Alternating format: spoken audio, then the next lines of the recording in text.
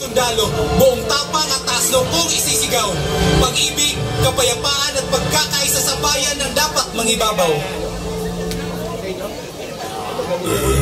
Has been erased from its watery grave. By virtue of the powers vested in me by the Constitution and by law, I have to declare martial law in the Mindanao Group of Islands for a period that exceeding 60 days, effective as of May 23, 2017. Nagkasagupa sa Marawi City ang mga sundalo at mga hinihina ng miyembro ng Maute Group. Nagkasagupa ang tropa ng militar at Maute Group sa Marawi City. Parang may masarap. Ito na sila eh. Parang may masarap. Gusto na sila bago tayo pumasok. This man stole the queen from her Hindi agad naunawaan ng mga residente na may malaking pag-ataking gagawin ang Maute Group sa Marawi City.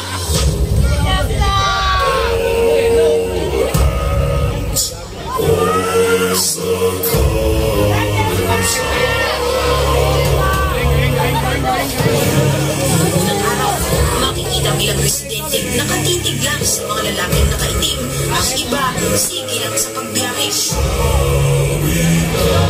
I am ordering you to crash. Walang pisto.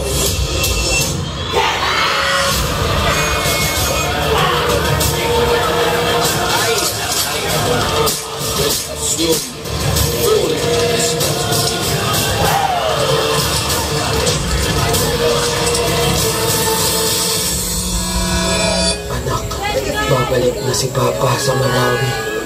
Pamilis kita. Papa.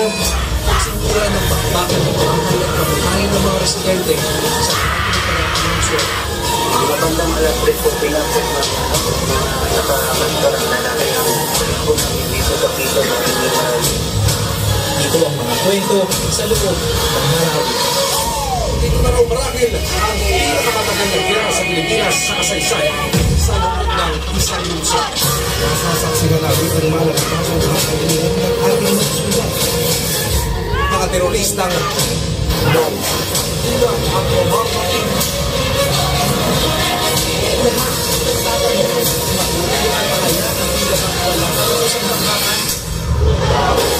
Itigil na ang ingay. Tama na ang tutuan. Itigil na ang bigmaan. I will not talk anymore kasi marami na ang soldado.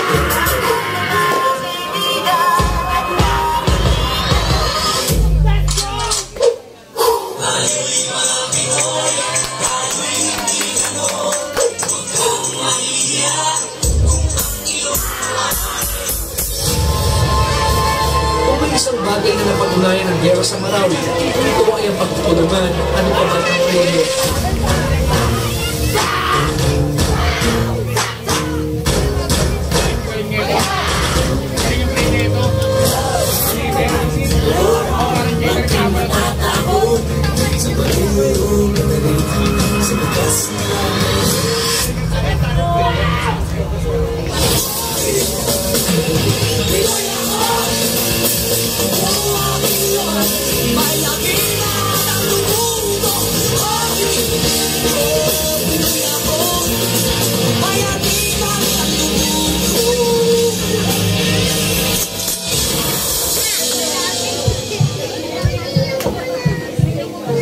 Papa, sinulat ko po pero sabihin, bukas po ay makapag-graduate na po ako.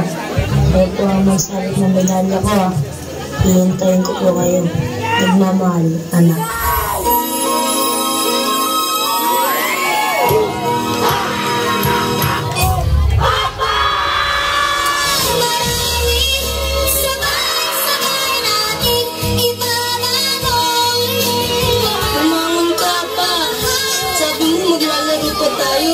Sabi mo, uuwi ka. Gumising ka na dyan pa. Papa! Isang gabi hapon, sisikat ang araw sa isang lako. Ngayon Please ride! Tama na ang laban. Nangyaring pangugot sa marami ay ate ka at Jackson. Sana matapos na ang digmaan. Ang digmaang matagal nang naghihiwalay sa pagkabilang dulong nag-aaway. Dahil kahit anong gawin mo, rebelde ka man o sundalo, kapwa Pilipino pa rin.